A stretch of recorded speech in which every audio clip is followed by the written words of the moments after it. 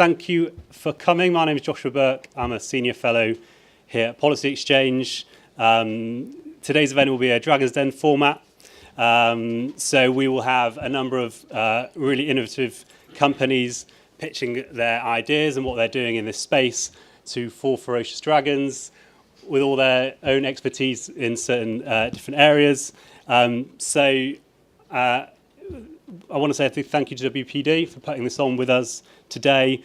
This is not an event to pick a winner of any kind. This is an event to facilitate a discussion in this space. What needs to be done? What are the barriers? How can we move towards a more digitalised, decentralised future? So I'll provide some context for today's event, introduce the speakers, and then we'll kick things off. So, as I said, the UK is undergoing a transformation towards a decentralised, digitalised and decarbonised future. A fourth D might be added there. You could add democratisation in there. Recent reports have suggested that moving towards a more flexible grid can cut carbon emissions more cheaply, saving up to 40 billion between now and 2050. The National Infrastructure Commission said a smart power revolution, making use of interconnectors to other countries, flexible demand, electricity storage could keep costs associated with this future to a minimum, potentially saving £8 billion per year. Energy consumers, which were previously thought of as relatively passive, but the advent of distributed renewables mean that many consumers are starting to generate their own power. The home will increasingly become the arena where these different strands of technologies converge, as consumers look for efficiency savings, either with smart meters or smart technology or charging points with their EVs. So this is more about, or has links to energy efficiency as well, and therefore with issues around fuel poverty. This could have major implications for the grid. The rollout of battery storage and battery electric vehicles could have major implications, potentially adding up to 7 gigawatts of peak demand by 2040. Smart technology and smart controls have the potential to manage this additional load. However, there's still much more to do in this space. Cross-market regulatory requirements are needed to address these challenges and, importantly, empower consumers, and this needs careful consideration. Regulators will need to balance the need for data protection with supporting innovation through data and intelligence. Clearly, policy and regulation needs to catch up with this emerging reality. Whilst it may be exciting to posit big change through such mechanisms, the impacts on energy networks and systems need to be carefully considered. This Dragon's Den is therefore to debate possible options to promote a more smart future. The ideas will be presented from across the space. So we've got a range of different companies pitching some of the work that they're doing. So I will introduce our speakers today, which I'm delighted to have. So our dragons, we've got Greg Jackson, who's the CEO of Moixa Energy. We've got Sharon Darcy, who's the Director of Sustainability First. We've got Paul Jordan, who's the Energy Systems Catapult Business Leader, and James Heapy, MP. Brilliant. So with the introductions out of the way, I'm going to open the floor to WPD, who are going to give a sense of what they're doing in this space, and then we'll move forward into the pictures. So WPD, the floor is yours.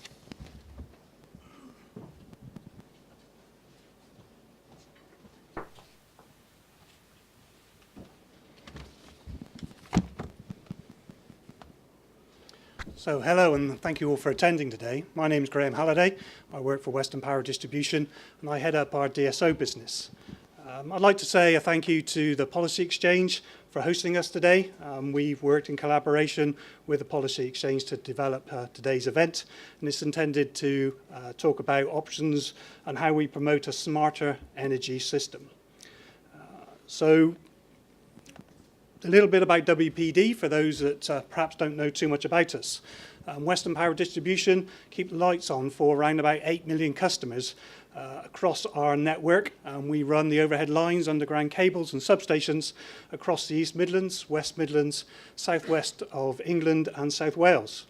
We're the largest UK network owner with responsibility for around a third of the distribution assets in the UK. It's our responsibility to look after these assets. We upgrade them and replace them as necessary. We repair them quickly and safely when needed, and we add new supplies when the demand is required. We handle around about 2 million customer contacts a year, and we aim to demonstrate our commitment to our customers through delivery of excellent customer service, and our mantra is first time, every time. So we need to provide that service, and we need to provide value for money. Customers pay for everything that we do, so it's important that we provide an exceptional customer service and value for money. So on average, our customers that live in our area pay around about 27 pence a day through their electricity charges for our service. This figure is around about 43% lower in real terms since privatisation. So what do our customers get for this money? Well, firstly, they get exceptional customer service. WPD, through industry satisfaction survey, have been ranked #1 for the last 7 years, and we aim to be ranked #1 again this year.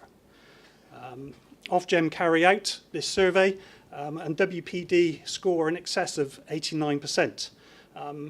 In similar surveys, this is higher than companies like Amazon, First Direct and John Lewis. Secondly, we have an extensive vulnerable customer support system.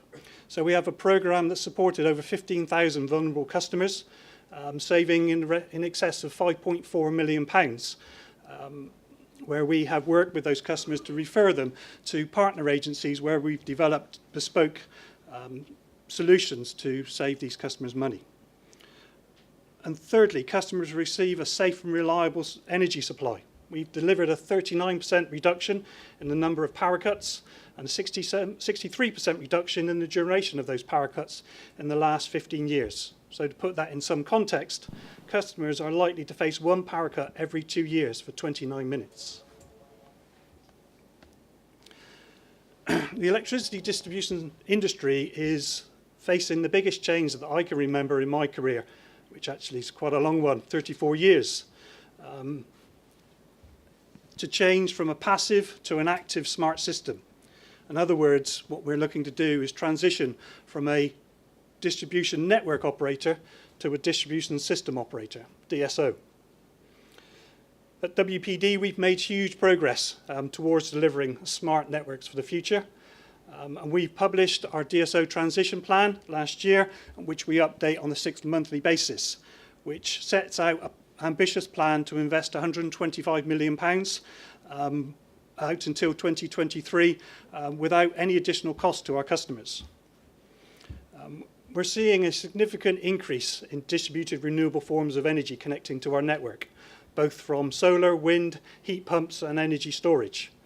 More than a quarter of the electricity generated in the UK now comes from distribution connected assets. This represents more than 30 gigawatts across the UK, with 10 gigawatts of that being within WPD. By 2020, we expect 1 million electric vehicles to be on our roads, with each needing the equivalent of an average household's electricity use. So, turning to focus back on today's events, WPD has one of the largest innovation programs of all network operators. We've proven that we can turn a trial into business as usual within a year with our flexible power initiative, encouraging customers with generation and demand that can be turned up and down to provide us with a service to match network requirements with demand upon our network, avoiding reinforcement costs. We've also introduced new types of connections upon our network using smart technology, active network management to enable customers to connect to our network quicker and at a lower cost than traditional reinforcement would allow. So today we've invited a range of speakers from UK-based businesses that we've worked with to develop and take forward these new innovation solutions. So we hope that today will spark debate and discussion about energy policy and cross-market regulatory requirements to help facilitate the development of smart technologies. So thank you for those involved today. I'm very grateful to today's speakers who will share with you some of the key innovation solutions that they've worked with WPD. And I'd also like to say a huge thank you to our esteemed experts here who will be part of the Dragon Dens panel. Thank you very much.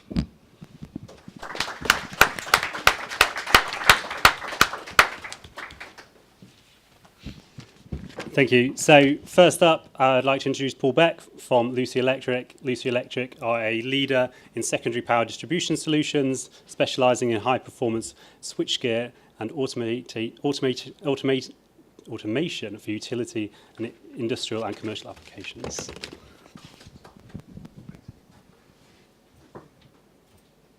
Excellent. Right. I'm told if I press a button, it works. Excellent. Good afternoon, everybody. Hello, Dragons. Hello. I'm here today to ask for an investment of £0 in return for 0% of my company. But what I do ask is for your views on policy change around the time it takes to get from innovation to business as usual. I'd like to start by introducing a colleague of mine, the chairman of our company, in fact, Richard Dick, who is hiding at the back there. Richard has promised to, if there are any difficult questions, that he'll take those on for me. So very grateful he's here. Lucy Group is probably not a name that many of you know. We supply to the network operators, but the company is privately owned. Its headquarters are in Oxford. And it's been trading for 200 years. And in fact, Richard represents the shareholders of that business. Something around 1,500 employees, about 180 million of turnover. So a reasonable sized business split into the four areas there. So castings, aluminium and iron casting. We have a street lighting business, smart street lighting. So how do we use street lights to become the centre of a smart city? You've got a power supply and you've got height for antennas. So how can you exploit that? We have a properties business, so we own a number of properties both in the Oxford area, but also elsewhere in the UK and overseas. And then finally, the part that I'm from, Lucy Electric, which, as Josh has already said, is around the supply of switchgear, so switching 11,000 volts, 33,000 volts, and the automation of that. So how do we do that remotely? Much of this has already been covered, but I'd just like to pick on a few bits here in terms of what we're seeing, not just in the UK, but globally. Clearly, the commitment to reducing greenhouse gas emissions and the effect that has on in terms of the introduction of renewables, but also other disruptive technologies. A million electric vehicles, which is another million houses of load, which in theory could all be turned on at the same time. Cost management. As a bill payer, clearly I want the network operators to get the most out of their existing assets. They're very expensive assets. And finally, the energy access. Not so much in the UK, but elsewhere in the world, there are a lot of people that don't have electricity yet. So how do we get that to them in an affordable and a reliable manner? Project I'd just like to touch on is a project called GridKey. So the last mile, the low voltage part. So as a kid growing up, the end of my street, there was an electricity transformer. That's the low voltage. That's the place where you were told if your ball goes over there, don't go and get it. That's the low voltage substation. And there's cables from there that either run underground or run on wooden posts that go to your house. That's how you get electricity to your house. So that's the last part of the network for the distribution network operators. And the reality is at the moment, there's very little knowledge of what's actually happening in real time on that last mile, that low voltage part. Especially with some of the low carbon technologies, so electric vehicles, how do you know for certain, given the uncertainty of when an electric vehicle might be switched in, when it might finish powering up, how do you know how much spare capacity you've got? When do you need to put new copper in the ground? Someone told me the other day that the cost of putting a kilometre of underground cable to put a bigger cable in is about £100,000. That's a significant investment. And as a bill payer, I don't want too much of that going on because the cost of my electricity will go up. This understanding of this last mile is what GridKey was all about. This was all about how do we measure. So we designed a system, and actually our very first install was almost exactly 7 years ago. I'll come back to that in a while. And it was with Western Power, so I'm very pleased I'm in the right place, who were very supportive and have been very supportive of the project all the way through. Since then, and you can just about make out a little white box down here, since then we've actually had to do 2 redesigns of that, partly because we've learned a little bit more about the requirements and our customers have learned a bit more about the requirements, but actually because of the speed of development in electronics, I've had to do technology refresh in 7 years. So the original system that we built, I can't buy some of those components anymore. So there's quite an ongoing development cost in terms of getting those systems and keeping them up to date. It's a little box that produces lots of ones and zeros. And when I say lots, we calculated, we've got about 1,500 systems installed on the network, mainly in the UK, through a variety of these innovation projects. And they produce data, in some cases every minute, in some cases every 10 minutes. And we calculated a few days ago, and we've so far produced 100 billion data points. And a data point is a voltage or a current or a power or an energy or something, but 100 billion data points. I calculated that back into Excel because my brain couldn't cope with 100 billion. It's 45,000 copies of Excel filled to the brim. So actually, collecting all this data, what we realized as a business was that actually our business shift needed to change. This isn't about data, it's about information. And it's how do we extract from that 100 billion data points to get the maximum information back out. And I guess that's really where do we see it going next? Because the real game changer here is not just our grid key system. There's a whole bunch of other systems that can feed into it. Some of it is systems that have their own data center. You can see up somewhere without trying to blind the dragons with my pointer. They actually have their own data center. They do their own very clever processing. We don't want to throw that away. There's human. So somebody phoning up and saying, I've got a power outage. Somebody phoning up and saying, my lights are flickering. But how do you capture that and combine it with all the other data? And there'll be other sources. There might be weather information. There might be other things from that you might get off the internet or elsewhere. But the real game here is how do we combine that data together to produce one picture? And I think there's a couple of things. There's various ways of doing it. We suggest not using a standard protocol. We suggest using something called an API. It's a way that we don't throw away the clever things that are done in those data centers. And perhaps, and I guess it's a bunch of engineers, we didn't find it particularly interesting, but actually it's probably the most critical part, which is all about how do we get that information into a form that people can understand. Absolutely critical. And we've worked with some consultants that have helped us on that journey because we were producing an engineering output for engineers. They use a term called digital expectation. So young people growing up using their phones and the apps and so on that come on there have a digital expectation. They expect data to be easy to understand, information to be easy to understand. And we were in real danger with 100 billion data points of making something so complicated that nobody could. Now, a few months ago, Western Power ran a competition to select for business as usual a low voltage monitoring system.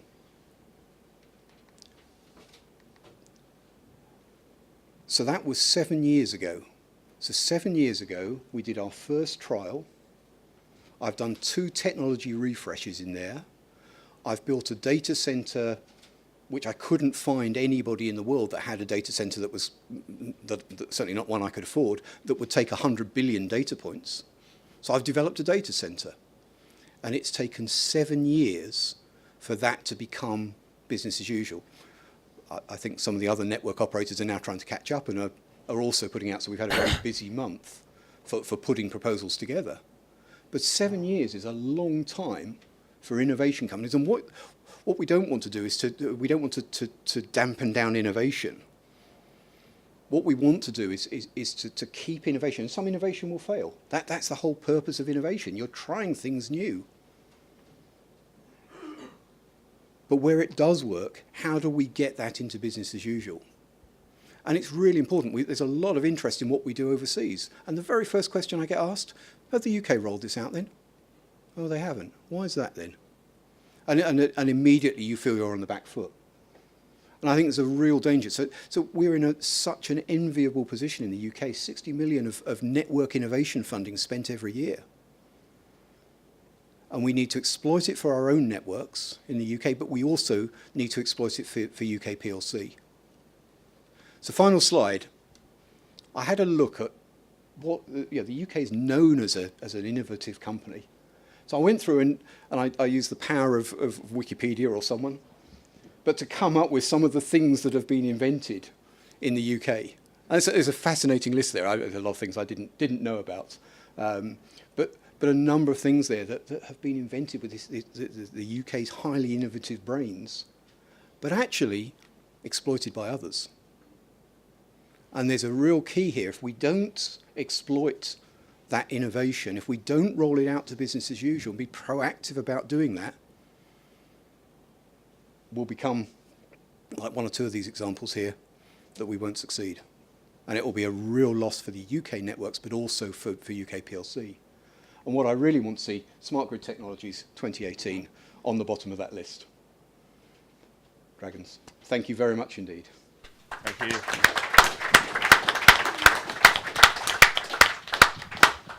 What happens now, Josh? You come up here. Do I go down there? No, you can stay there. Oh, I'll stay. Slightly musical chairs here, apologies. So I'll hand over to Dragons now. First questions to anyone who's got any immediate thoughts. Sharon? Very inspiring, and it'd be great to see Smart Grid Technologies on the list there. Yes. But I didn't get a feel for who are your customers that you're aiming at? Who is the audience that you really want to focus on so that you can get that commercial pull to help mainstream some of this? Shall I come up and use it? Yes. Use this. Our primary industry, our primary customer are the distribution network operators, the DSOs in the future, so the Western Powers of this world and the independent. However, one of the things that we've learned, and I see my colleagues in EA Technology who are presenting later, and a project that we're involved with them, is actually the information we're providing is actually valuable to other people outside. And I don't think we'd really thought about it. We started it as a distribution network operator project. But actually, if I've got energy storage, how do I know when to charge and when to discharge? If I'm a community, how do I know how close I'm getting? If I, as a community, I'm buying my electricity, how do I know how close to that maximum limit I am? So all of a sudden, we've discovered there's actually a lot more customers than we had originally thought. And I think that's something over the last probably 6 months or a year that we've suddenly realised that what we thought was something quite simple, actually there's multiple customers for that information, not for that data. May have to be presented differently and it may have to be analysed differently, but it's the same raw data. Does that answer your question? Yes, thank you. Can I ask, have you modelled how much money it would save WPD to deploy it in appropriate places, or how much revenue it might generate in some of those other markets? Yes, we have, and I think there's some broader projects such as the projects that I suspect that EA Technology are going to talk about. It's the cost of not having to put that new copper in the ground, that £100,000 a kilometre.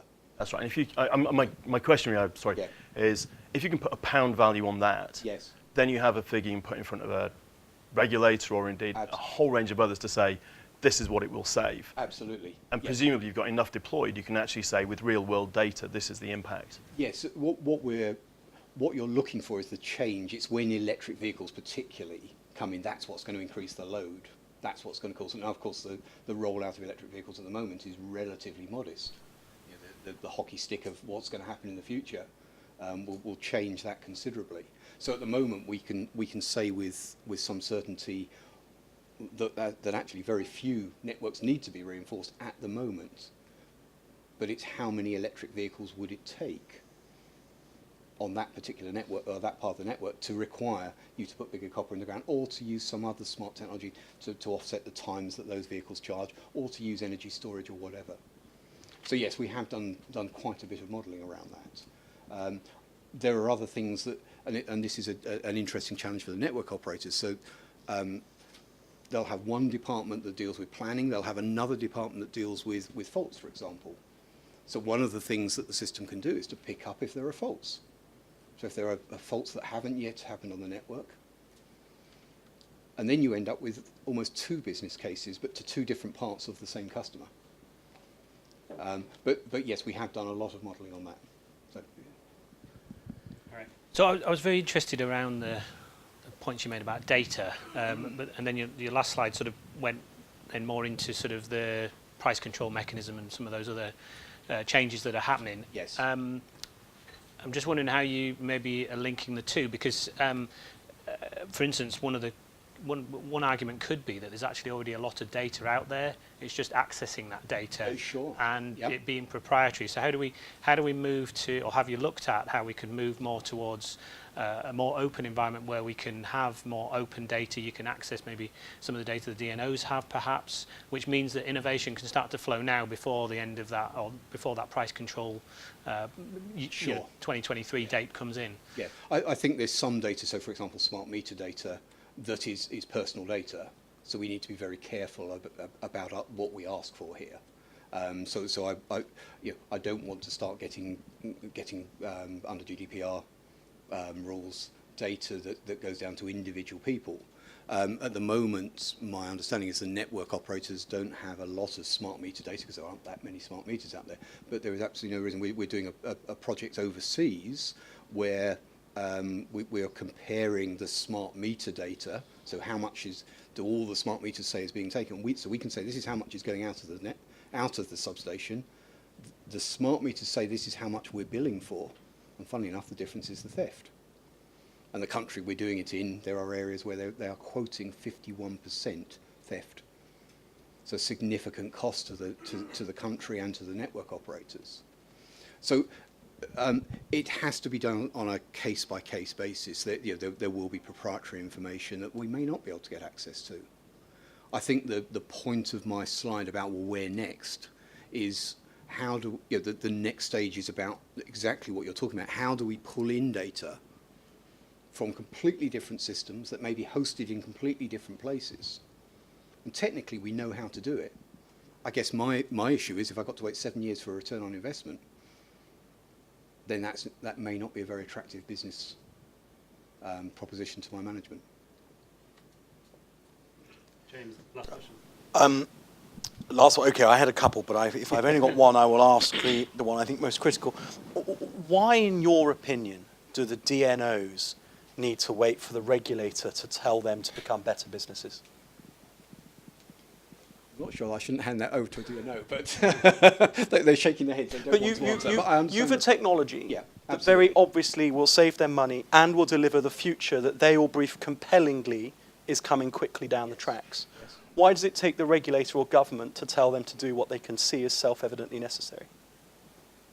I'm not sure I can actually answer your question. I think that really is a question for the network operators. I think getting the attention, I think at the moment, I know I could sell many more of these if I just worried about faults. That's the thing that drives, because that's what they're incentivized by. But shouldn't that be a business case in itself? You can help them be less wasteful by delivering a technology. And I've seen other companies that do automated switching gear that make the same case. Yes. And a byproduct of embracing that technology is that you get a more efficient system with less cut-offs. Yep. And you get Absolutely. this sort of digitized system that allows a decentralized energy system to properly work. It would seem to me a slam dunk. And yet 7 years ago you did it for the first time. Yes. And it's still not universal. That's right. And there is a return on investment period, of course, and that ties into the regulatory periods. So if your return on investment is 10 years and your regulatory period is less than that, that complicates matters. If you're halfway through the regulatory period, again, but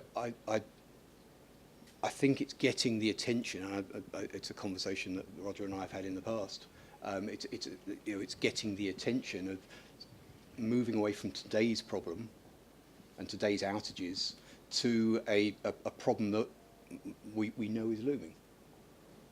And I think it's just getting that focus. But from an innovation point of view, this 60 million, and there's some very good examples of, and I'm aware that WPD are pushing to roll out these innovation technologies, but I worry it's just not fast enough, and that you'll end up with innovators that cannot afford to wait for it to be rolled out. Not sure I fully answered your question, but No, but I put you in a difficult spot. you did. Well done. Yes, that framework contract I had is hanging by a thread, I fear. Okay. Well, thank you very much indeed. Thank you. So thank you, Paul. Next up, we've got Colin Calder, who's the CEO of Passive Systems. Passive Systems provides an advanced home energy management platform that enables business partners to deliver market-leading home energy monitoring and management. Thank you, Colin.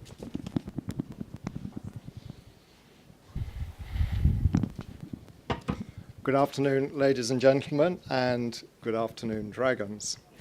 I'm going to present to you a policy that could generate £15 billion a year of savings for consumers. So I hope I have your attention. So let me just get the slides up. So my policy seeks to maximise the value of residential demand flexibility to minimise the cost to consumers of decarbonising heat and transport in their homes. And this is the single most important policy issue confronting the UK today. My policy objective is to link the energy market with the low carbon agenda.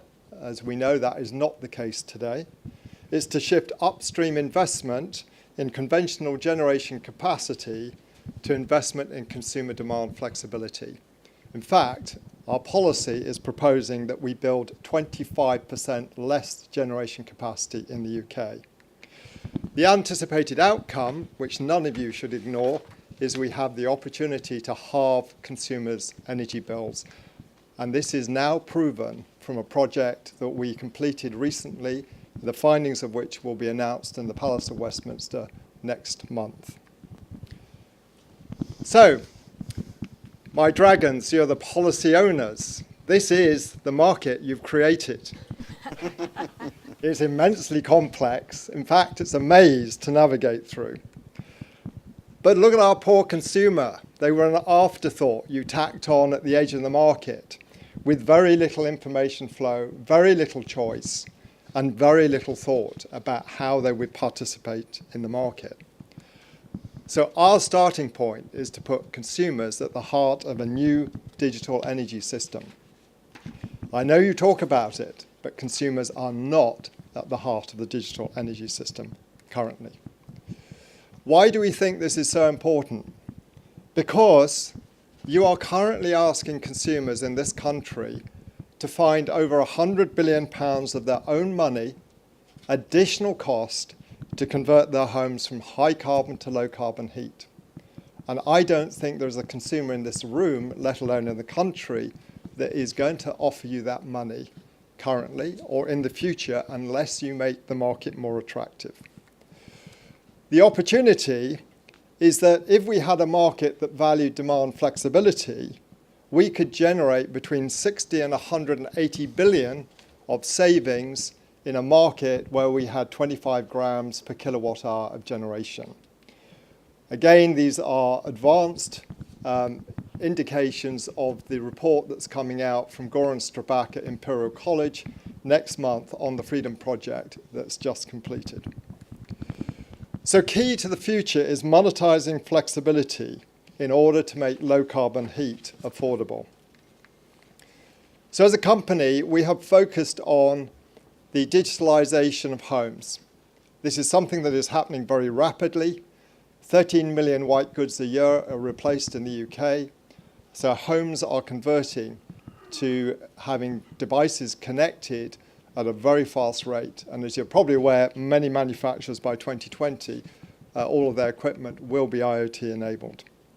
In addition to that, your heating and hot water system offer enormous scope for demand flexibility. So we built a platform that delivers 8 services from behind the meter to monetize the value of demand flexibility for consumers. And the Freedom Project, which we've recently completed, put hybrid heating systems into UK homes where we use the existing gas, oil, or LPG boiler to become a mini peaking plant in order to meet shortages of supply in the energy system. And by doing that, we converted 80% of the energy use in the home to clean carbon energy, so use of renewable energy for heat and hot water, with the little gas boiler acting as a peaking plant when needed to keep the grid out of stress. The outcome of the report is that by valuing consumer demand flexibility, those consumers that have equipped their homes in that way will have bills that are 50% less than inflexible energy homes. So we have digitalization of the home happening. It will overtake us very rapidly, certainly by 2030. And so consumers would really like you to change the whole way in which we view the energy system. Consumers would like you to start valuing their demand flexibility instead of continuing to build capacity, which is what the existing market would like to do.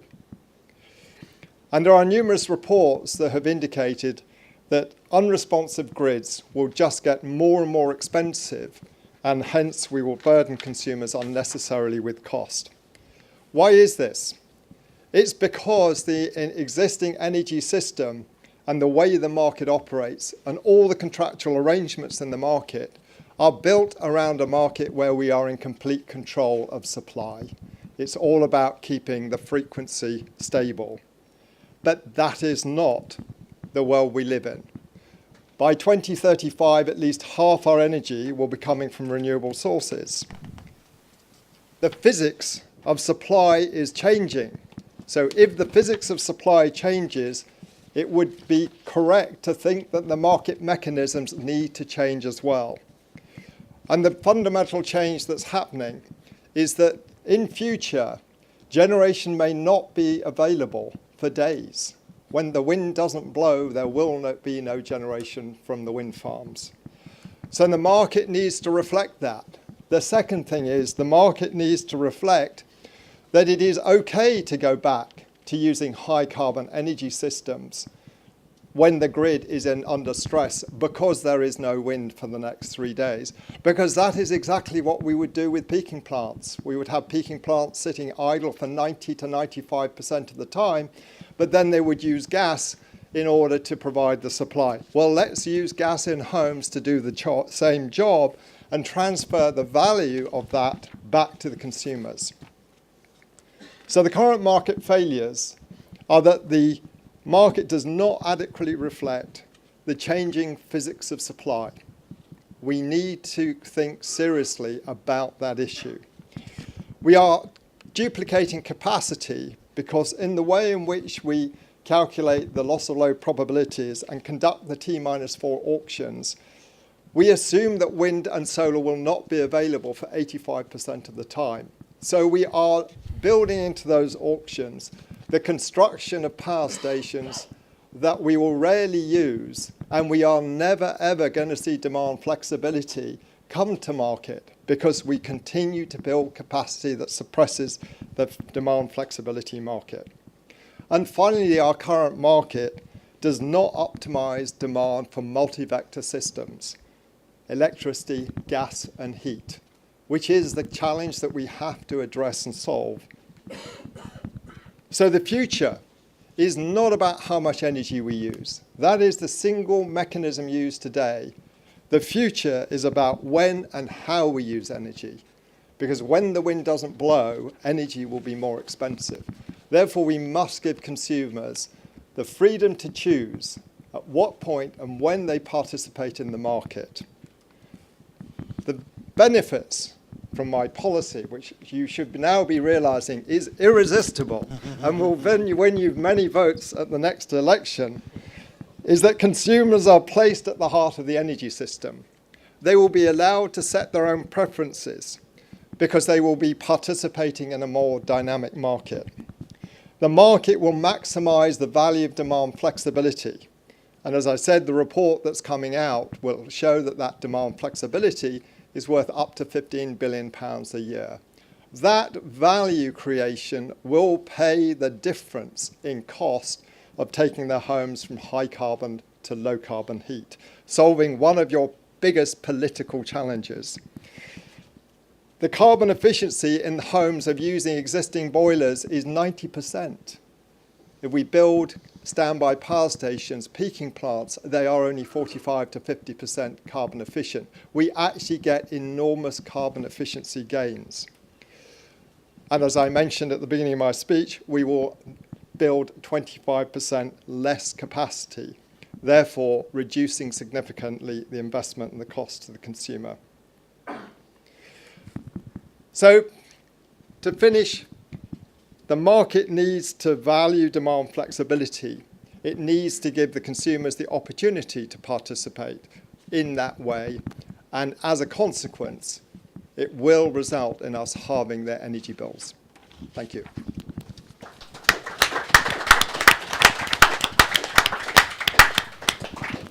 Over to the Dragons. James. Thank you, Colin. I should own up that Colin gives me an awful lot of the bright ideas that I peddle as my own on the circuit. I love what you're proposing, Colin, and you and I share a frustration that BEIS and the regulator for too long, when it comes to sort of flexibility and valuing flexibility, say, well, what if it doesn't work? And you want to shake them and say, but what if it does? And that there just needs to be a sort of leap of faith that accepts that happens. And we should all push for that. What I'm interested in is to take up your challenge about putting the consumer back in the middle of the equation. If you're a consumer and you're looking at that slide of all of the services that happen within the home, in order to realise the full benefit of what you propose, you need a bit of all of that. And that becomes monstrously expensive and quite complicated to engage with if hitherto you've just said to an energy provider, give me gas, give me light.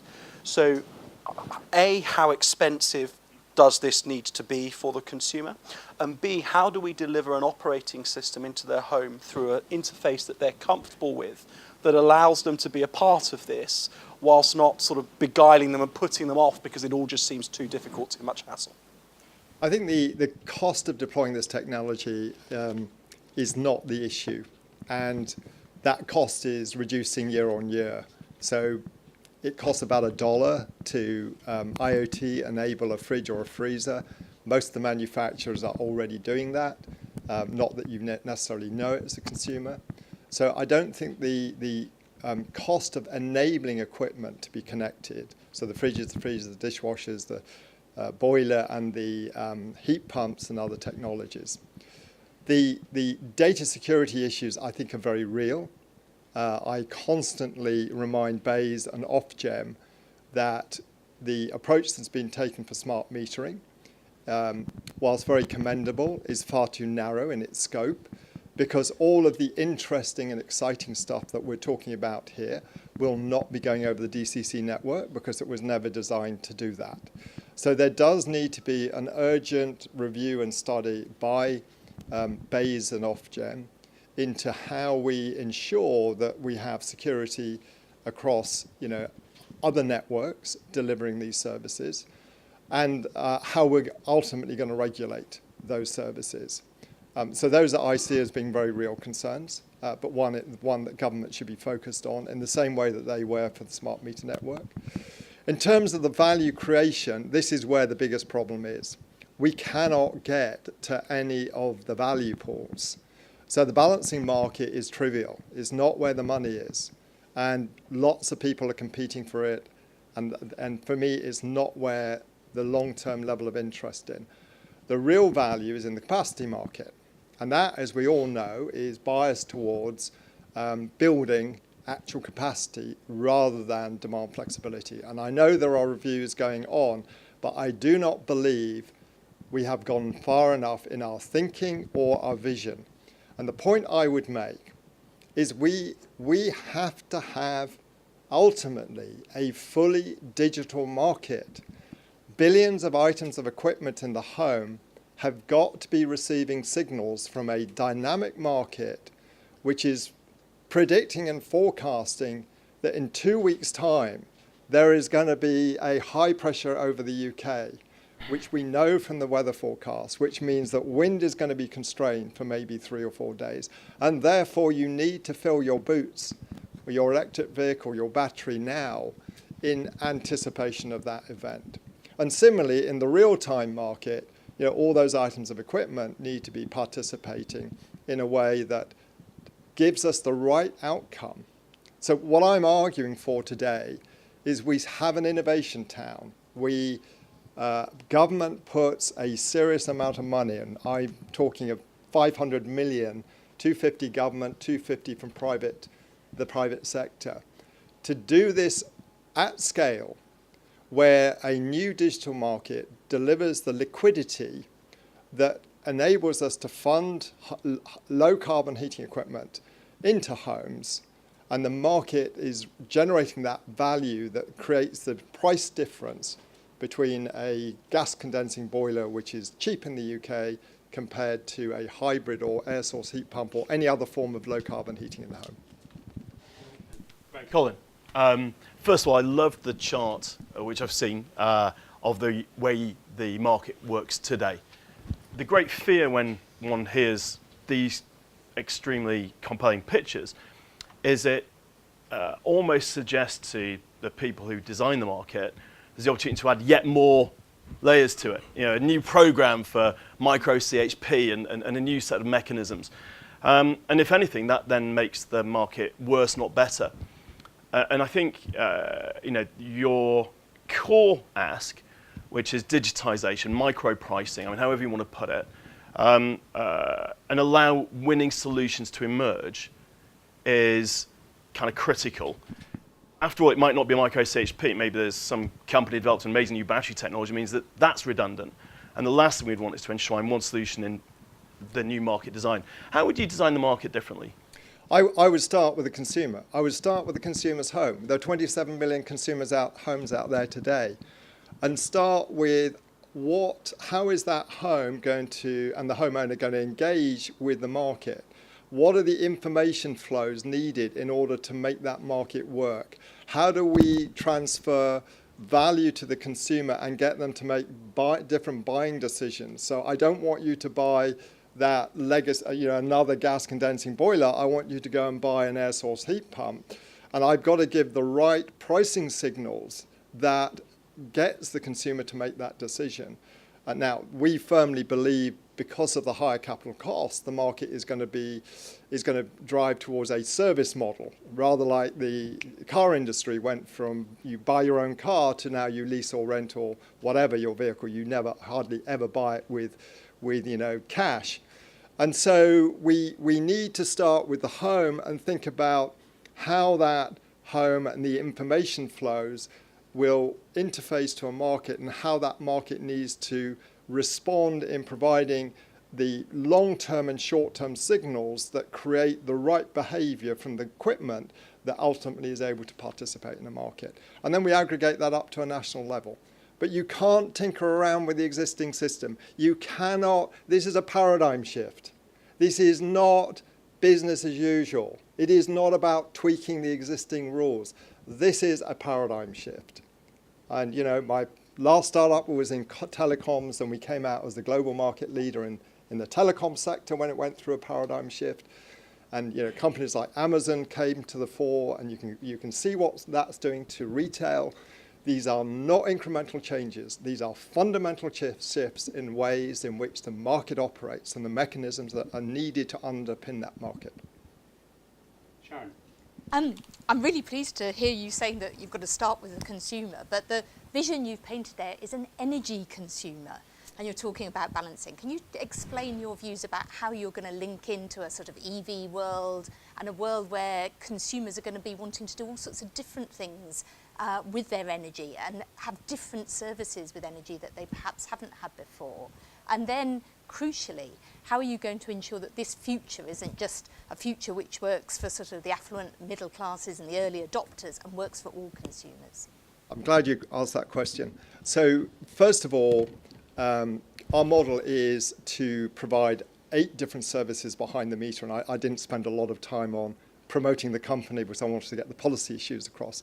But our view is that behind the meter, you can have an electric vehicle, you can have batteries, you can have generation, you can have all your energy consuming devices.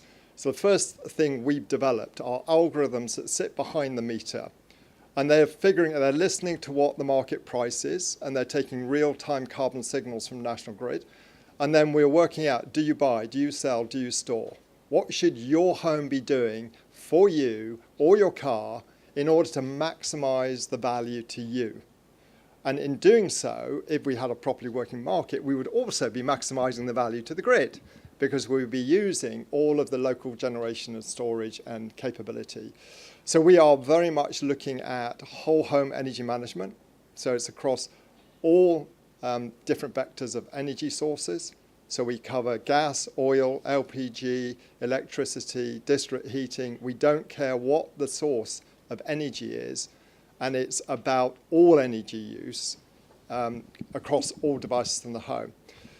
And the other thing I would say is, and I've had a bit of a disagreement with Ofgem on this point with Dermot. My view is, but in Europe, you can contract to have a 20 amp or a 40 amp or a 60 amp connection to the grid. Well, I don't see why consumers should be denied the choice. So if I want to take a 60 amp circuit, but when the grid is constrained, I will guarantee to go to a 10 amp circuit, which is good enough for my lifestyle. And I'm now going to reap all the rewards that would have gone to the peaking plant.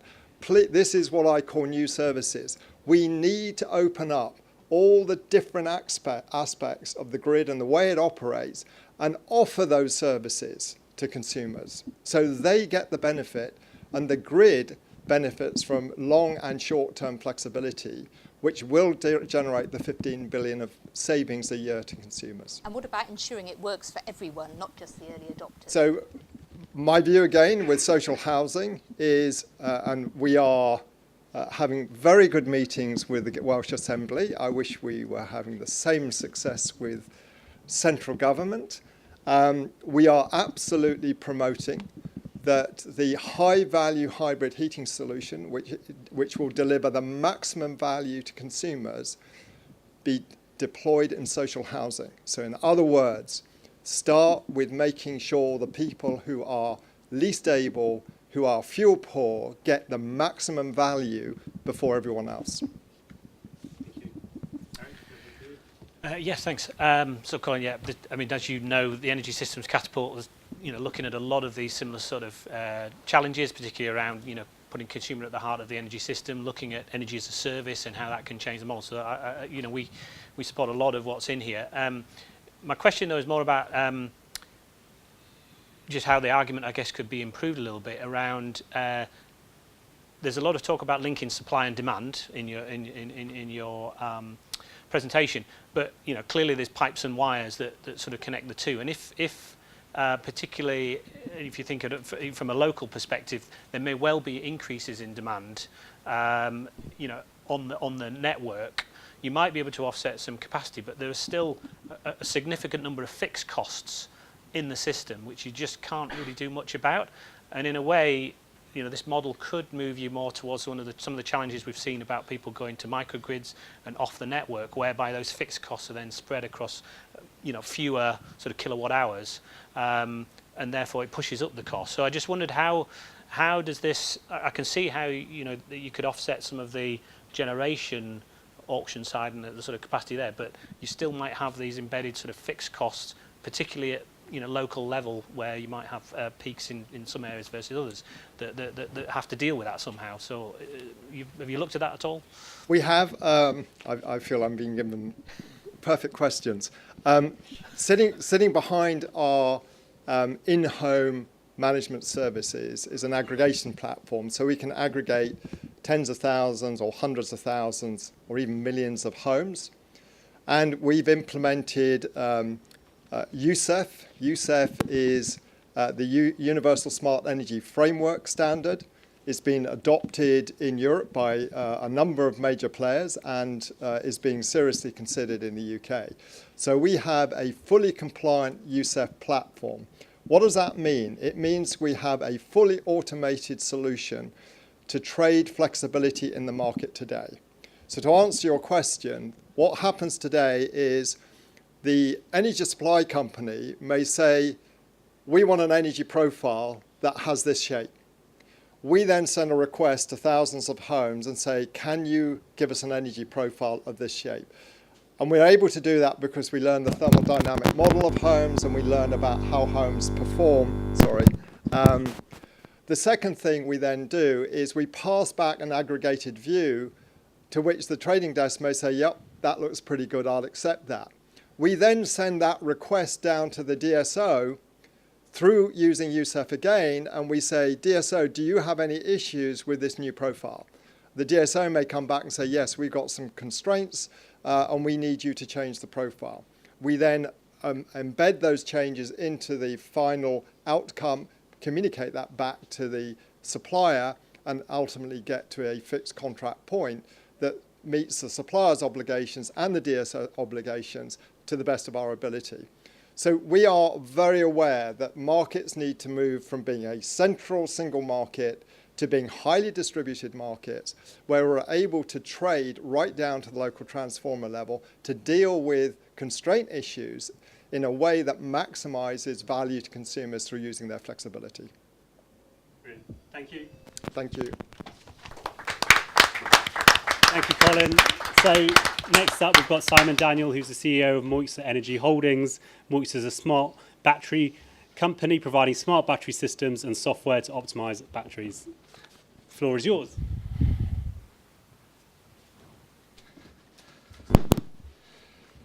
Great. So I'm Simon Daniel, founder of Moixa. It's a pleasure to be here today. And we also believe consumers are at the heart of the energy system. They pay most of the bills and pay 80% of the infrastructure cost. Whether customers want to sort of manage energy on a daily basis is questionable. They want to trust the utility to manage the price of energy well. They want to trust the network to manage fairness of access. If price is the driver, then the richest Tesla on the street will get the best energy and other people won't be able to charge their vehicles. This is a challenge. Electricity demand is rising. Heat demand is a short-term problem with carbon, of big energy costs, but how do you deal with the rising challenge of electricity, particularly for island nations such as the UK, where 90% of our energy comes locally? UK is physically as well as soonly politically disconnected from Europe. We have to manage our energy locally through flexible technologies. If we don't, the lights will go off, which is a big problem for the economy. We're interested in managing the world's batteries, managing and policies to help the accessibility of batteries to participate in market. We are the largest manager of household batteries in the UK. We do a project with Colin and WPD on the Isle of Scilly demonstrating these and managing electric vehicles and managing wider future assets. Electricity is uniform. Every household uses it. It's independent of temperature. It's independent of occupancy. And that's very, very important because it is as reliable as infrastructure. We physically make batteries. We put our software on third-party batteries to optimize them. And we have a business model which is like a battery operator. The analogy here, and one of the recommendations to Ofgem, is there's a meter operator which manages and procures meters and manages them over time on behalf of multiple actors. We're that for batteries. We procure batteries, we install them, we manage them to deliver services for the household, service to the utility, service to the network, and service to the nation. One of the challenges is how to make that secure and own the batteries as an asset class. For example, we believe some of the new models of energy as service create new assets at the grid edge which can save everyone money. And I believe one of our models can save trillions of pounds worth of money worldwide by delivering energy as service models. We also got investment from Japan, so applying UK technology internationally to validate in other markets. One of the interesting things about smart data is data is interesting to the energy system, but what you do with data, you've got to actually do something with data rather than say, price, change behavior. You can't actually reliably change behavior systemically over a system. You've got to deliver flexibility with that, and the only reliable way to do that is with a battery. You could turn it on or off, move energy, independent of temperature occupancy. You've got to have an asset to change with your data. And if you do that well with your electric vehicle, your home battery, smart charging, the National Infrastructure Report is right. You can save £8 billion a year off the energy system and enable the new business models of utilities to manage time, networks to manage location, and grids to enable to manage the whole system. That's what batteries enable to do. And when we look at managing batteries, ours and third-party and EVs, we're particularly interested in in this middle zone. There is a behind-the-meter case. It does have a risk to the grid defection that in California, the off-gridders in the US and Hawaii cause cost to the system. Some of the network operators have found energy costs for supplying electrons has gone up 10 to 20% over the last 10 years because of renewables at the grid edge. So it's more expensive to use the energy system. You've got to keep paying for that fixed cost. Equally, at front of meter, there's a lot of assets. It's pretty saturated. There's low incomes. We're bearish about the value of front of meter income.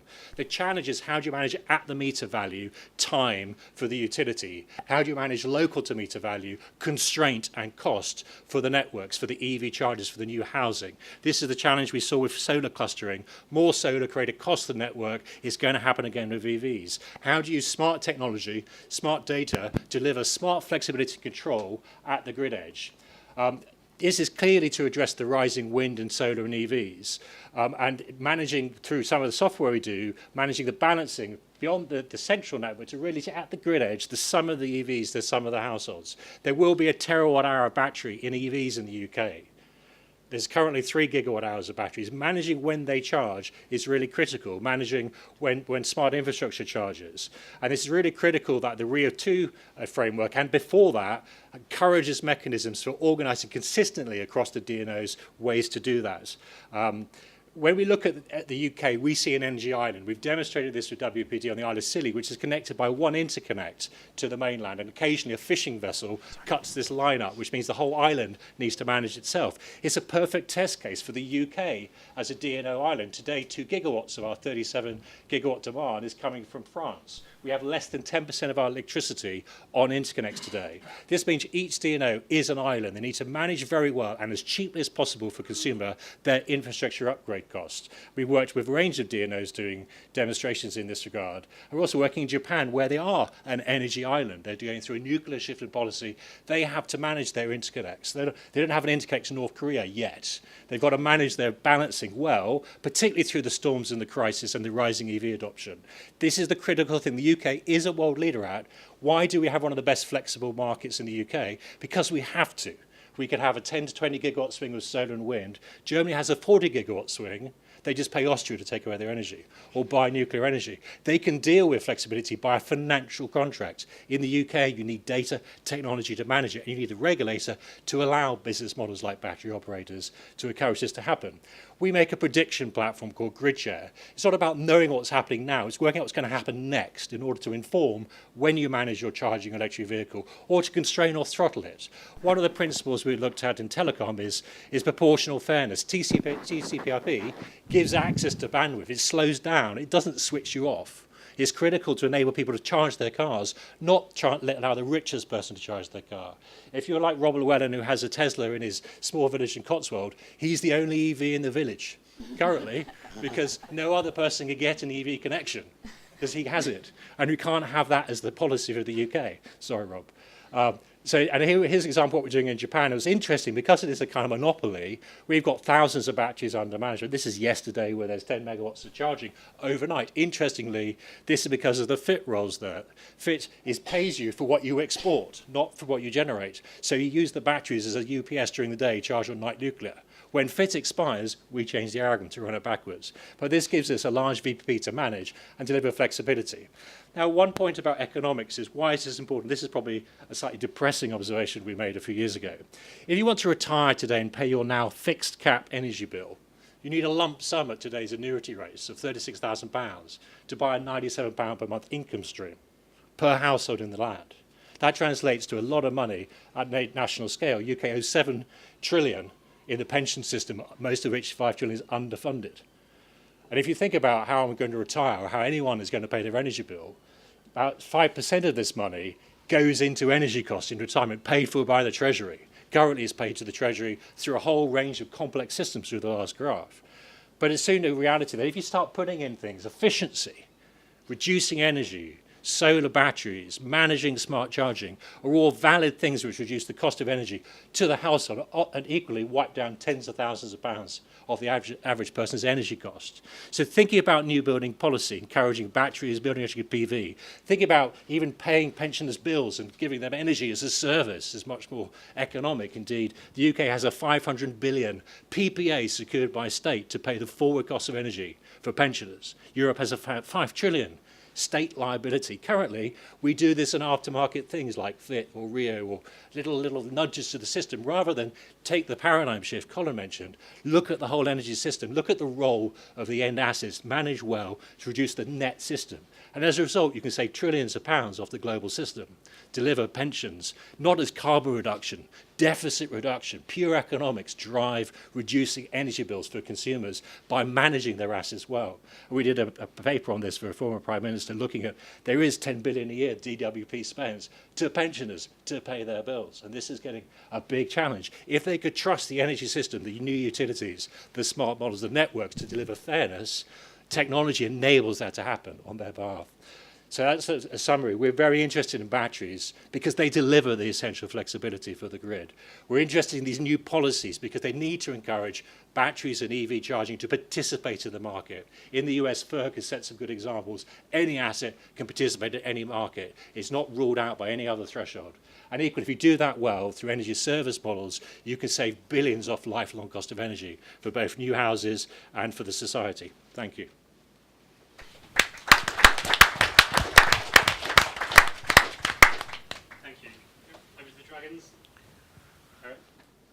Just a quick question, I guess, was again, really great. But how are you linking in the heat challenge with this solution? Because it's obviously very electricity focused. Yeah, so we view electricity as the rising challenge. Electricity demand is rising because of EVs and then because of electrification of heat. So solving electricity gives insight to how to manage the increasing adoption of heat. Now, heat is seasonal, heat is disparate across different types of housing property. It's a major short-term carbon, but we are kind of the belief that electricity has the option to solve it. So what we learned today about household batteries informs how to manage moving batteries, which are not 100% available because they might have been used, informs us how to manage heat or phase change batteries. We're doing this today with passive systems on the Isle of Scilly, and it's a very significant, even greater challenge to manage down full electrification of heat. But you can only do that by solving the EV challenge in the interim. For whom does the battery work? Because if it's the individual's battery, they will want to use it to minimise the cost of the energy they use, maximise the cost of the price of the energy they sell. Yes. But a battery fleet that is being managed centrally as part of the system is seeking actually to sort of stabilise price and deliver a saving as best as possible universally. Yes. I wonder how we reconcile those two competing usages. It's a challenge because the person who owns the battery can direct its use. So today, if we sell to a private household, they will use it to minimise their behind-the-meter benefit. However, price to the customer is sort of artificial. Depends what, if they're on an agile tariff or on a time-of-day tariff, the utility has the exposure to time. If the utility managed it with the household, they would end up in a better equilibrium. The Nash equilibrium kind of model is better than, say, a nodal pricing price-driven. And if you manage something as an overall system, so if these were owned as assets on behalf of the system, if network operators directed where assets are useful, they've got a heat map, they know where challenges are going to be, they should have low cost of capital to where they see batteries to be most useful, but they should be managed on behalf of, of the system through the utility for customer and network benefit. If you act just for one party, you end up with an optimum for that party, but it's not an optimum system. It's a really big challenge because we've done a lot of work on optimizations and the different theories behind it, and some of the sort of patents and technologies look at how to do that, but otherwise you end up with something working against the system. Where's the best place to put metal? Is it best to take a house off-grid forever? No. It's best to put a small amount of metal in the home and share it. So our model grid share is like car share, but for batteries. Batteries are shared because Exxon is kind of right. On average, people are not in home. On average, people use 700 watts in the evening. They don't need a 10 kilowatt power locally in their home. They should share resources from a local grid, but have those things all join up to work for the system.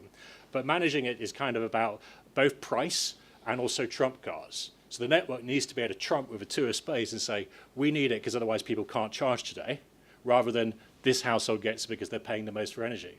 Similarly, a utility might have a bad balancing position.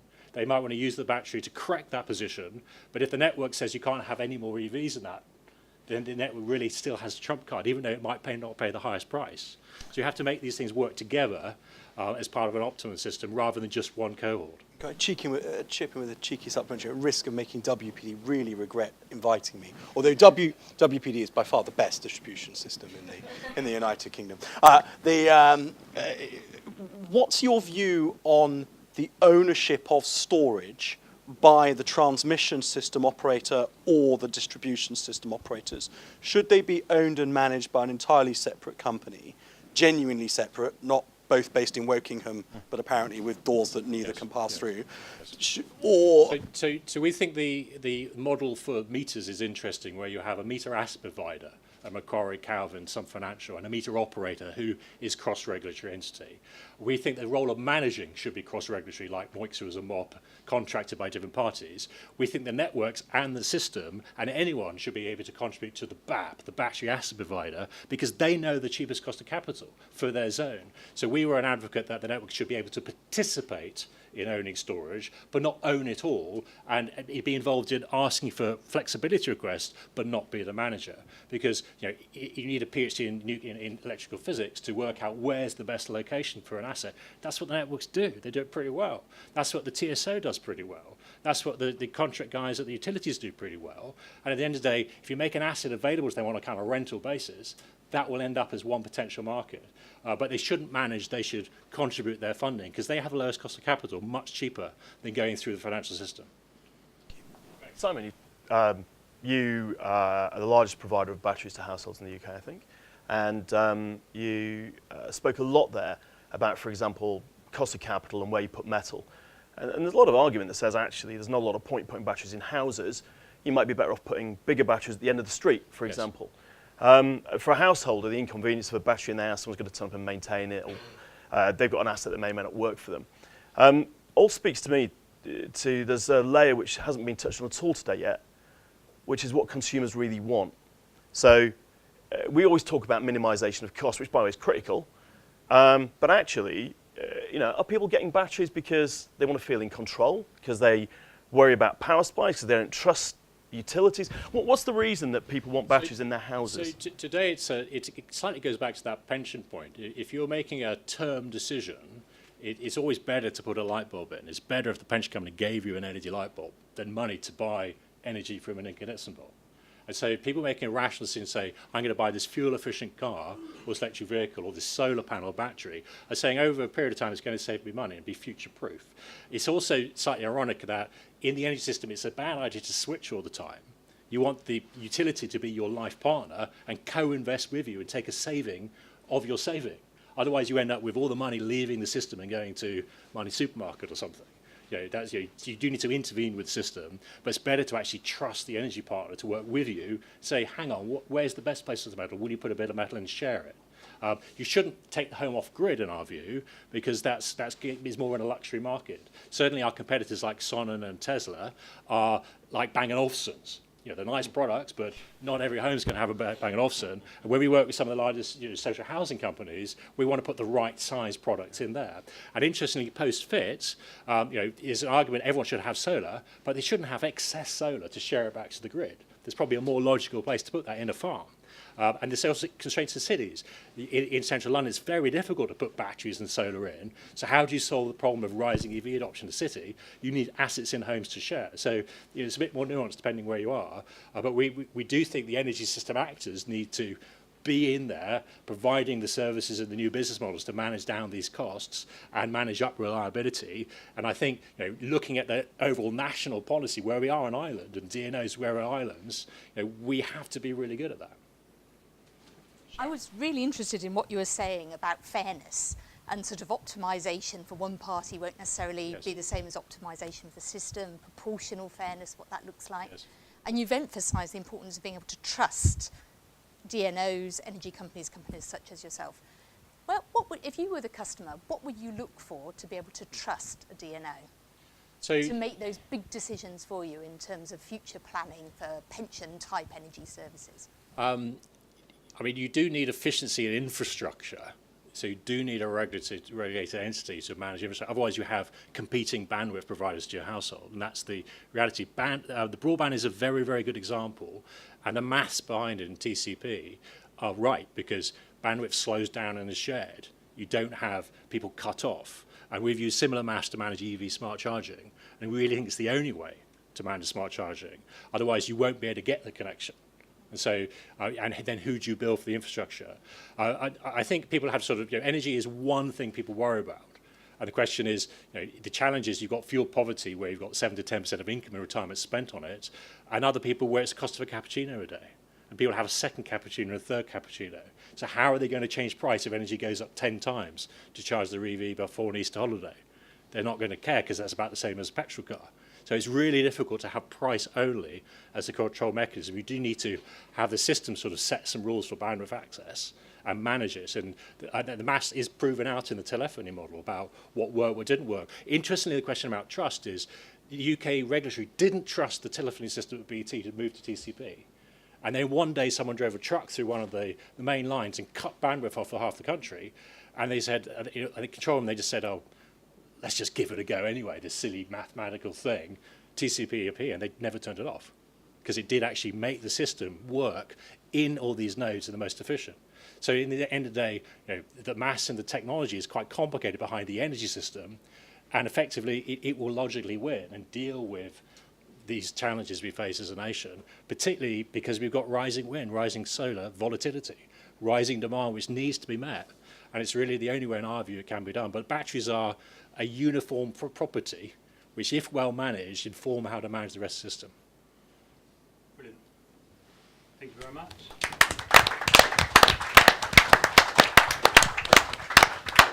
So last, I'd like to welcome Dave Roberts and Hazel Sergei-Price from EA Technology. They're a specialist in asset management solutions for owners and operators of electrical assets.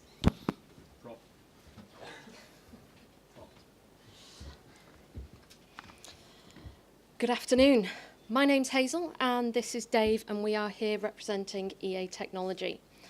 Our business has over 50 years of experience in providing asset management solutions for owners and operators of electrical networks. This afternoon, we'd like to talk to you about a product called VisNet and LVCAP, our innovative monitoring ecosystem. The world really is changing. The way that we generate electricity has shifted dramatically in the last decade, allowing us to use electricity in newer and more interesting ways. From the way we power our businesses, to the cars that we drive, even the way that we heat our homes. It's all transforming and at an accelerating pace. The system is becoming far more dynamic, and that's requiring a more active power network, with links to thousands of parties, both old and new. This is a fundamental change from distribution network operators to distribution system operators. Now, in theory, we've got a video that we've produced and we'd like you to come on a little journey with us. So, fingers crossed it works. There we go. Imagine when you can charge your car from your neighbour's solar panels.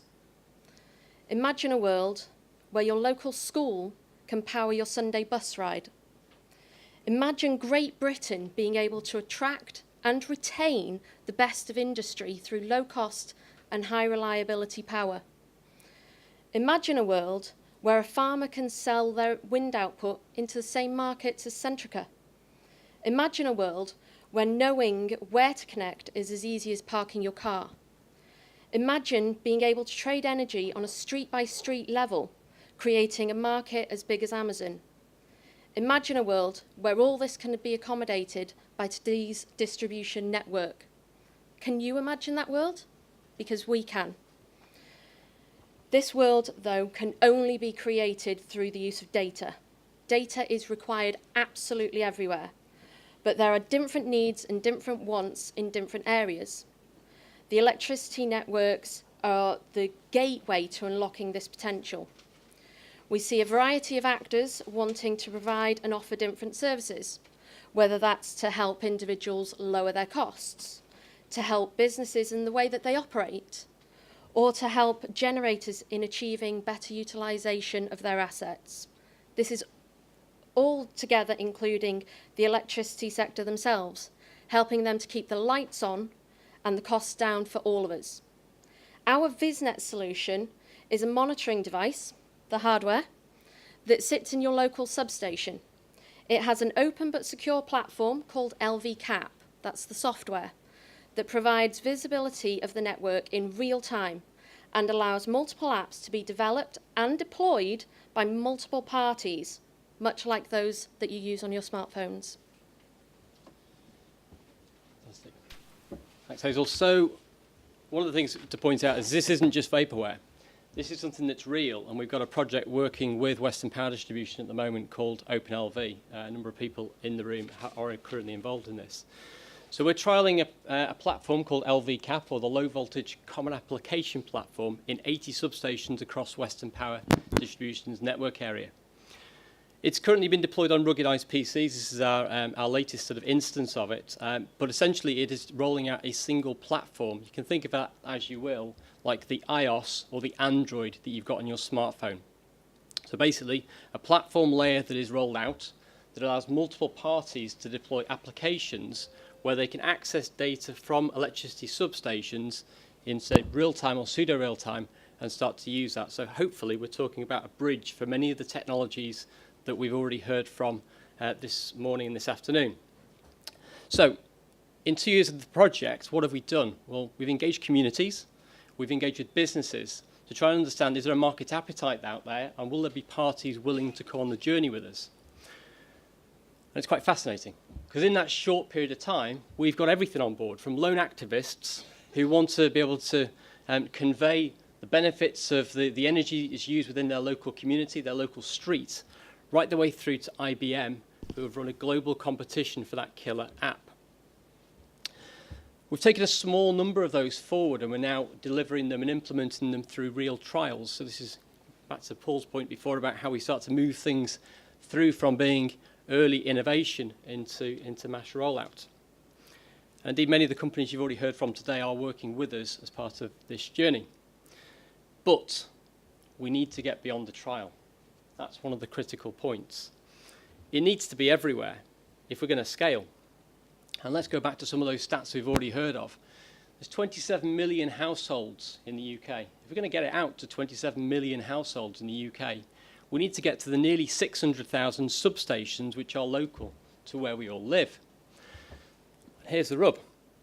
Our LVCAP VisNet solution can be deployed across the entirety of Britain for the incredible price of just £2.10 per year per household.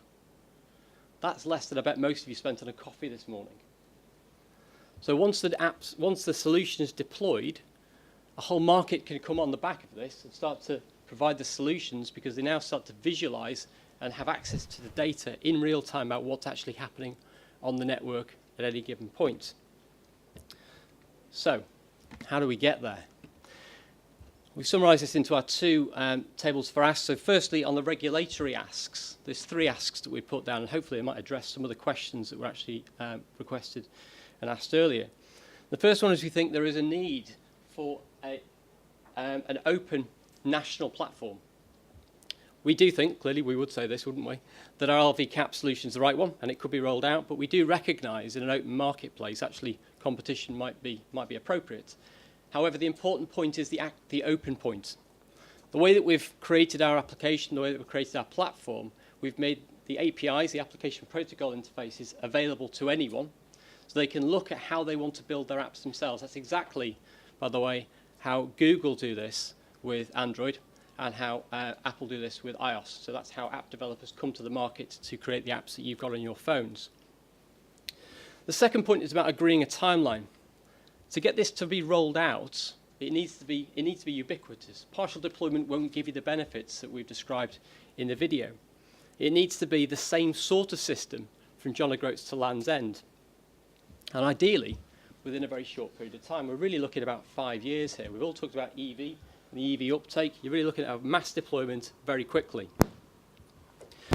So the DNOs do hold the keys literally to their substations. And this is where the regulator can actually help, because agreeing a timeline, agreeing a degree of standardisation, as we've talked about there, and agreeing the funding route to get there can be one of the key enablers to making this happen. And the third and final point is there needs to be an agreement on data ownership, and that needs to, again, be consistently applied. We need to think about whose data is it. In reality, it's not the DNO's data, it's societal data. It needs to be offered up, it needs to be openly accessible across all of the network operators and dealt with in a ubiquitous fashion regardless of where you are in the country. Clearly, it needs to be open access, it needs to be easy to use, and we do need to deal with the cybersecurity issues as well. But get that bit right, and the DNOs will be able to open up the networks to the benefit of all of us. So, what about government? How can they help? Well, there's two aspects that we see government really fitting into this. The first one is the government is a huge user of energy in its own right.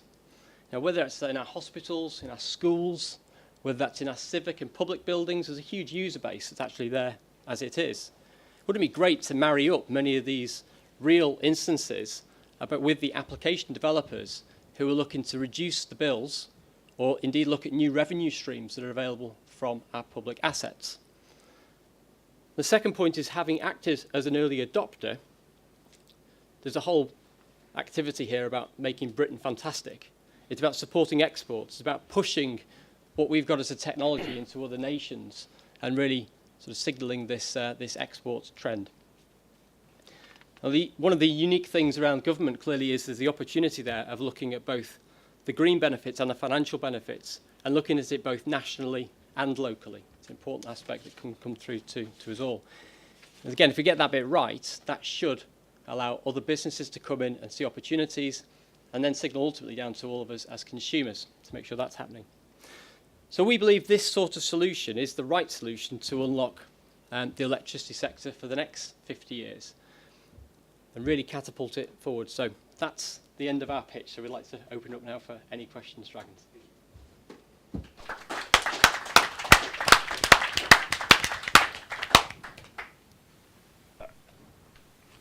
I think you said it would cost a couple of quid per household per year. With 600,000 substations, I'm guessing that's around £100 per substation per year. It's £1,000. Yeah. Wow, that's expensive. Because all I was going to say is, what is a substation worth to a distributor? The cost of install for a new substation? I mean, look, what I'm thinking is, if I owned assets like that, I kind of want to know what's going on in them. And it is a surprise that we don't know. I think James asked a similar question earlier. It is a surprise that, you know, if you're sitting on assets like that, you haven't already invested your own money in wanting to understand what's going on inside them in a real time. As I understand it, the first notice of a power cut is usually when consumers phone in. True. That's suboptimal. Mm-hmm. And the best example of peak load, I think, is there's usually just a fixed dial, right, where you go around once a year and have a look and see if it's hit peak. Yep. It's curious that those people who own those assets haven't just adopted this. Presumably you've been trying to sell it to them for some time.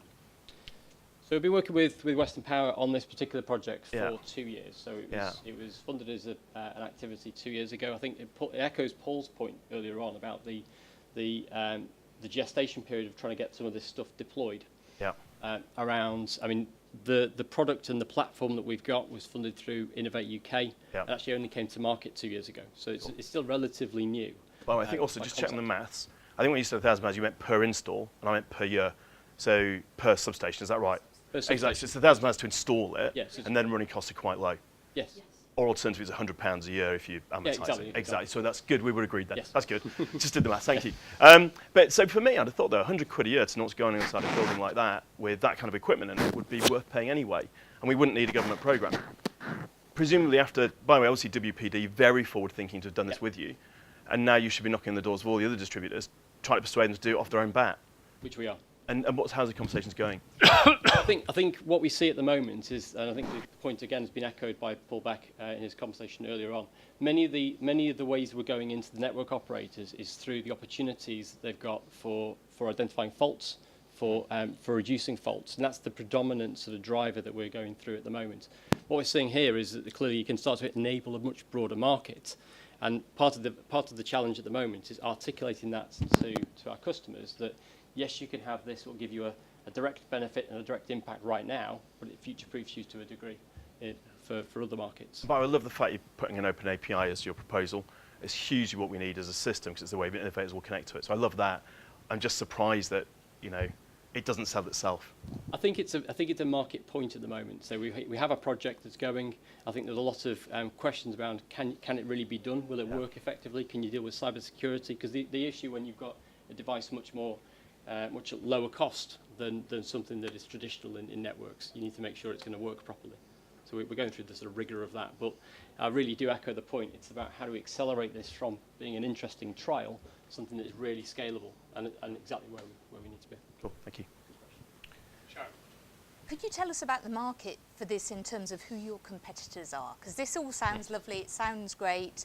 You say scale's the key thing, we'd all say yes, that makes sense. But why your thing, and what are the alternatives out there if you're a DNO and you're looking to get this sort of technology?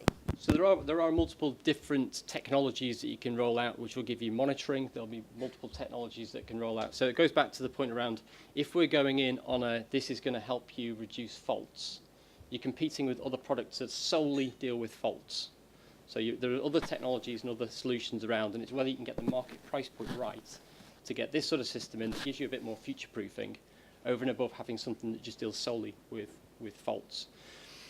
So that's one of the aspects and one of the challenges. There aren't, as we're aware, many, if any, platforms that exist globally. We're talking to companies in Australia at the moment about deployment of this because they recognise it doesn't exist. And the Australian DSO market is moving in a similar sort of pace to where we're going in the UK at the moment. And I think one of the things that we've seen, and the language that's being used, is that we act as the yin to many parties' yang on how you marry up some of these services, because ultimately you need to understand what the network is doing at any given time to be able to revenue stack and value stack other services. So I'm not sure if I answered the question directly. We're not aware of many parties, if any, that do exactly what we're looking at here. So on a similar vein, actually, I was curious as to how this links into effectively what's happening in the home. So we heard a lot before around the fact that a lot of the market's being driven by behind the meter societal changes. We really need to understand how consumers really value energy in a different way, so you can extract that value, tap into other ancillary services through aggregation, etc., etc.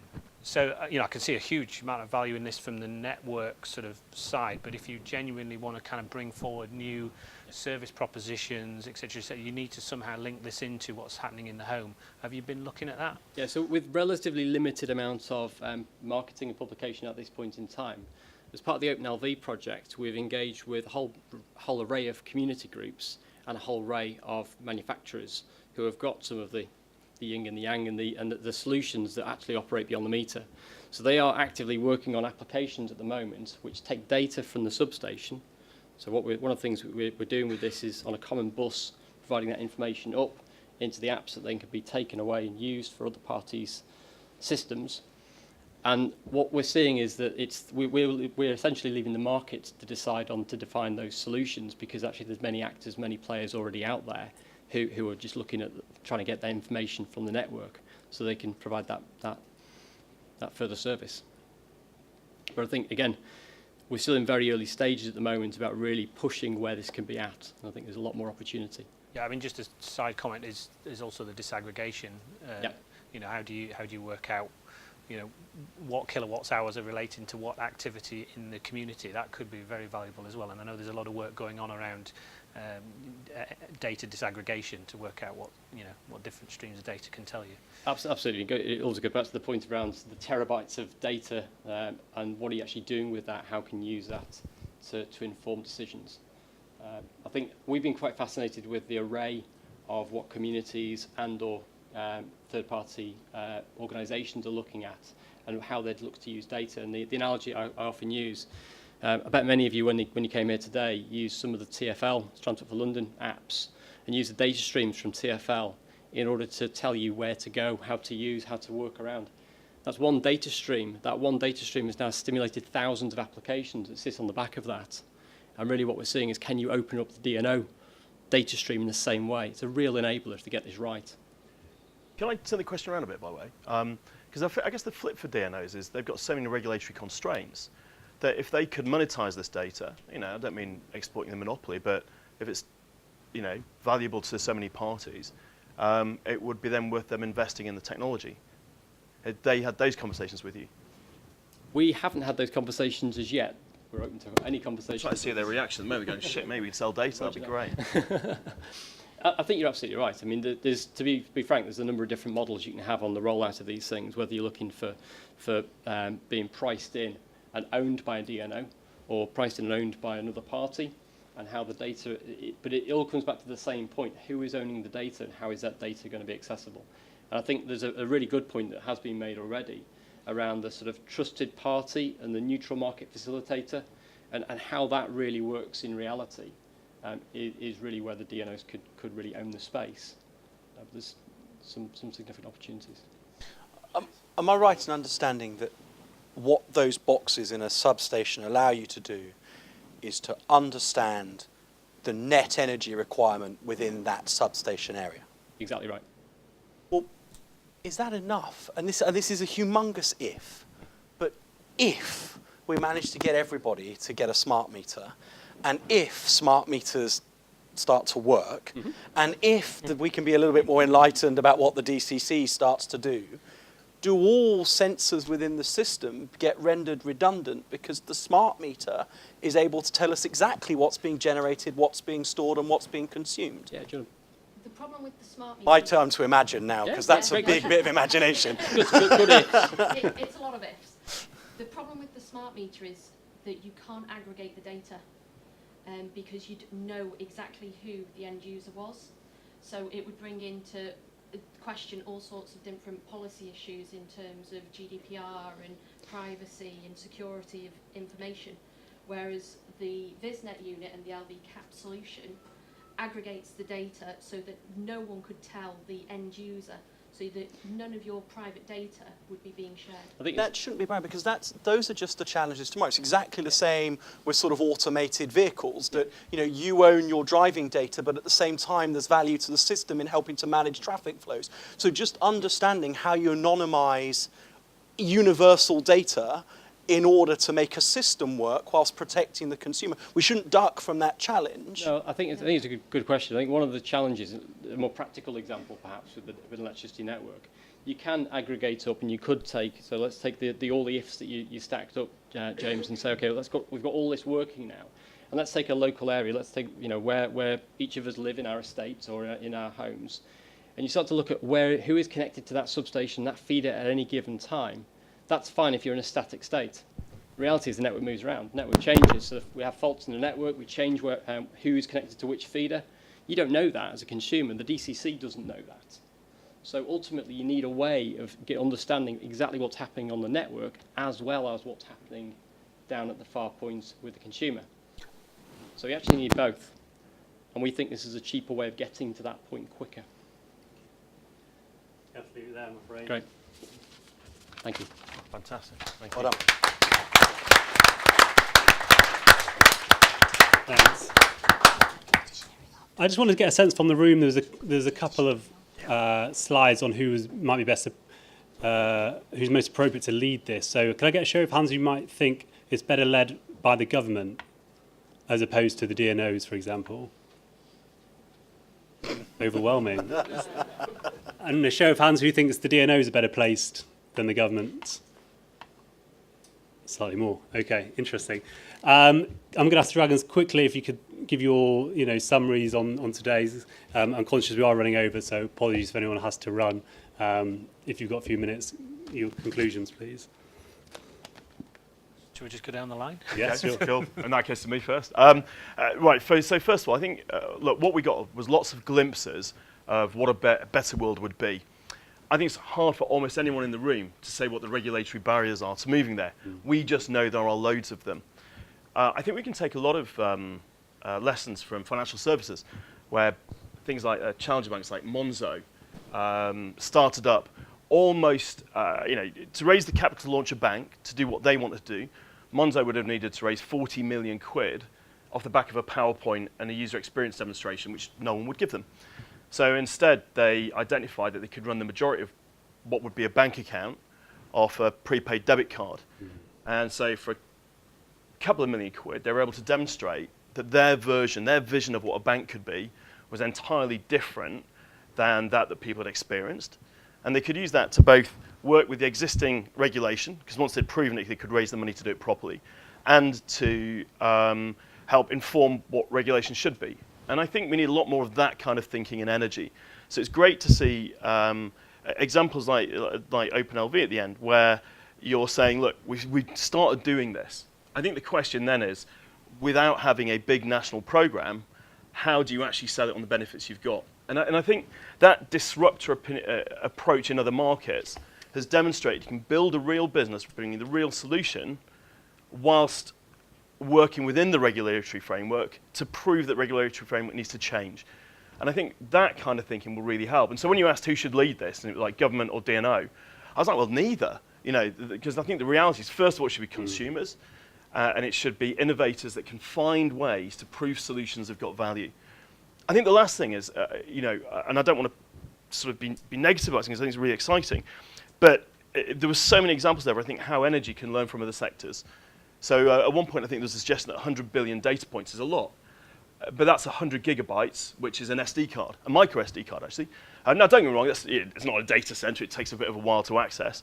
But, you know, energy has to get to the point where what does sound challenging to companies today will sound as trivial as it does to Google or to, you mentioned Amazon, or to indeed many, many sort of modern companies for whom that kind of data is, you know, a walk in the park, because that is the only way we're going to bring true efficiency and the kind of ideas that we heard about one person's solar panel charging his battery.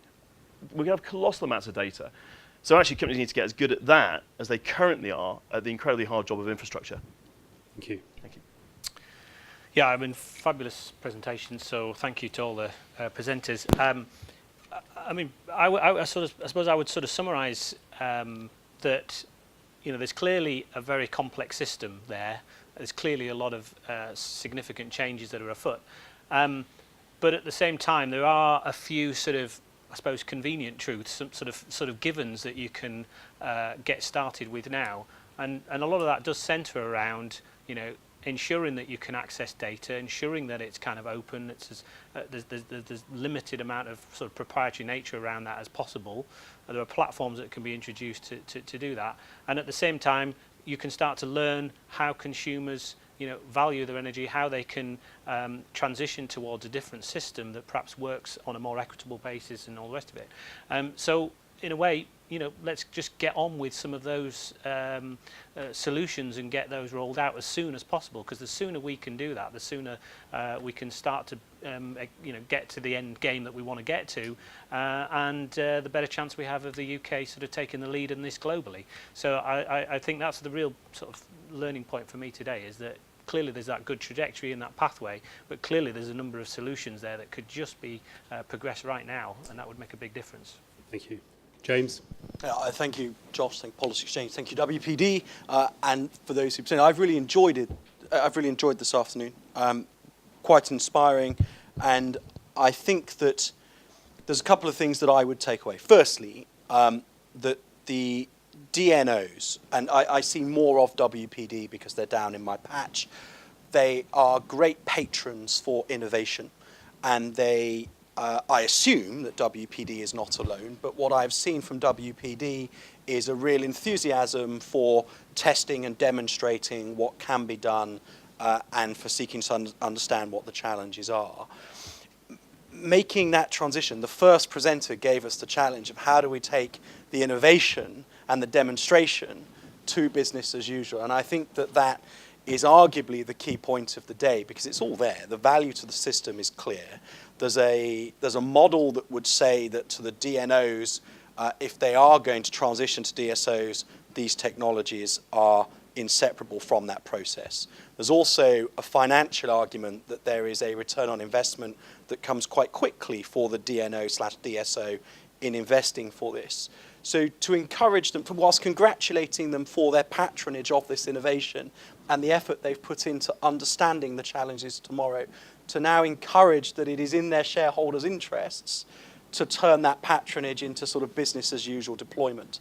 Because I think if we were to learn a lesson from other networks, and there is a big reality in all of this, you know, it won't escape those of you who come to these things all the time that it's the same people all the time, which should ring an alarm bell that we're not yet cutting through to reaching sort of policy, more broad policy interests, and certainly we're not really tickling the consumer's fancy yet. And does that mean that in 20 years' time, despite all of our best hopes and dreams, the reality is the energy system looks awfully like the one we've got right now? How depressing that would be. But if this transition happens that we're expecting and the network lags behind in its deployment of the technologies that facilitate it, then what happened to BT Openreach, where Openreach went from being something that nobody had ever heard of to being the ruiner of lives everywhere? All of a sudden, politicians and the public get quite penal, and people who have enjoyed monopolies for a very, very long time start to get that monopoly challenged, and Parliament doing things that the company doesn't like. That's not meant to be sort of particularly aggressive, but I just think it's a reality that if this transition happens, the networks cannot be caught napping, arguing over who pays for this. You've got to stay relevant and do it. Otherwise, the consumer's going to get very heavy on you when they've realised what it is that you're not allowing them to have as a consequence of that inertia. Thank you. Thank you. Sharon? One thing I've been really struck by all of the different pitches is that they nearly all deliver wider systems benefits, and our existing policy and regulatory frameworks find it really difficult to recognise and reward those benefits. And when you look at sort of sustainable business models, they're integrated, they're circular, they're lean. Unless we can deliver and recognise the importance of delivering wider systems benefits, we're going to struggle to meet our climate change targets and our sustainable development goals. So I think policy and regulation needs to become far more flexible to enable the delivery of multiple benefits, the delivery of value stacking, etc. The key bit there, and it goes back to your point, Greg, is the consumer needs to have a view. And the consumer can do pull, but not all consumers have the same power. And we need to recognise that. And as well as policy and regulation becoming far more flexible and enabling, there needs to be a recognition that some consumers are going to find this transition difficult and will need support. And rather than wait for that to happen and then to get into a blame game culture where politicians might come in with sort of heavier-handed responses, we need to recognise that up front and try and deal with that up front. But I think there will be failures along the way. Some of these brilliant technologies won't work. Unless we have an open debate about that and share those lessons, we're going to keep going back to sort of ground zero. So I think let's be more open and let's share the good learning that's out there. Brilliant. Thank you very much. I'm afraid we're going to have to call time there. We're running over anyway. So can I have a big round of applause for our dragons, our speakers, and WPD for supporting this?